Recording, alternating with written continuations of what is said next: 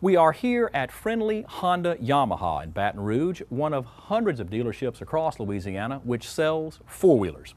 Used property, these all-terrain vehicles can be useful tools around Louisiana's farms and ranches, but in the hands of a child, the results can be deadly.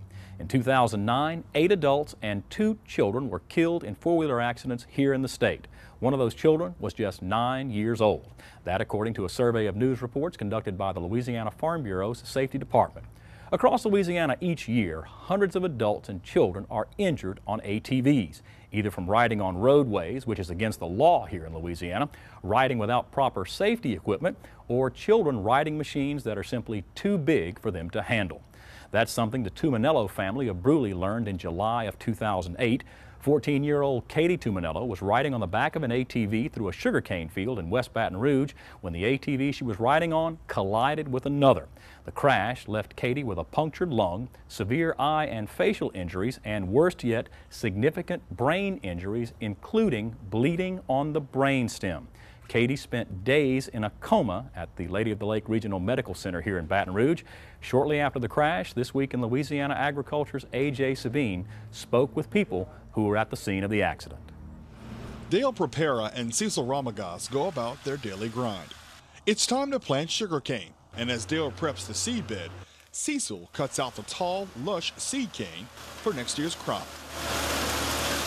But as the cane makes its way to the seedbed, both men are distracted by an ATV accident that nearly took the life of 14-year-old Katie Tuminello. It was a four-way crossing, and 2 were coming from one way and 1 was coming up the other way. And the cane was so tall, they did not hear each other, nor did they see each other until it was too late. Sean Tassez's son, Holden, was riding the ATV behind Katie's. He called 911 after Katie suffered multiple injuries, including broken ribs, a punctured lung, and severe head trauma. Sean, who was very close to the Tuminellos, felt weak when she got the worst news of her life. It was very heart-wrenching. It was, I knew immediately I was thankful that he was not hurt, but yet again I was concerned about the parents of the children who were severely hurt. And I felt in my heart breaking because I knew what they would be faced with. Sugarcane fields are attractive to young ATV riders because of wide open spaces and their proximity to rural neighborhoods. However, these same fields often hold hidden dangers, including moving farm equipment and almost no visibility around corners. Katie's accident happened on Dale Prepera's farm.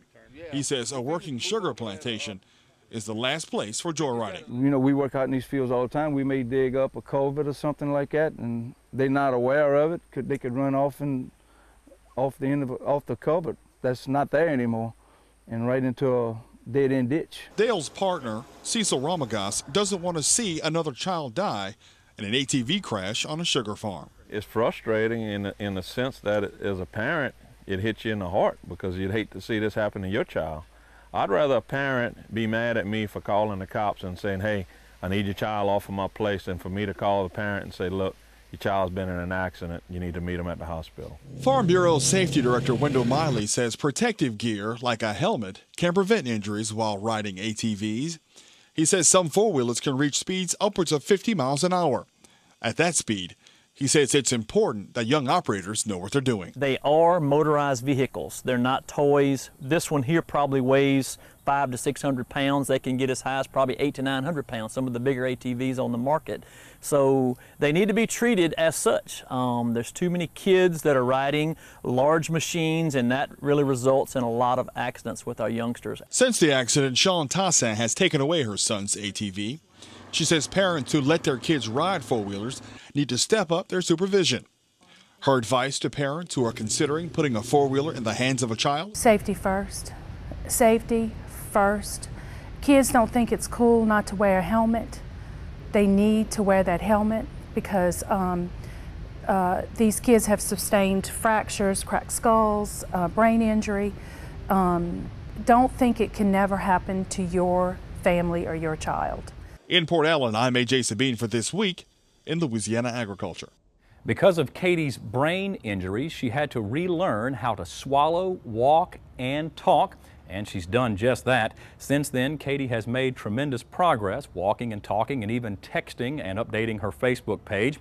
Danielle Tuminello says her family is now involved in a lawsuit against the family of the young man driving the ATV that crashed with Katie on the back. That shows how ATV crashes can be more than emotional or physical losses, but financial losses as well.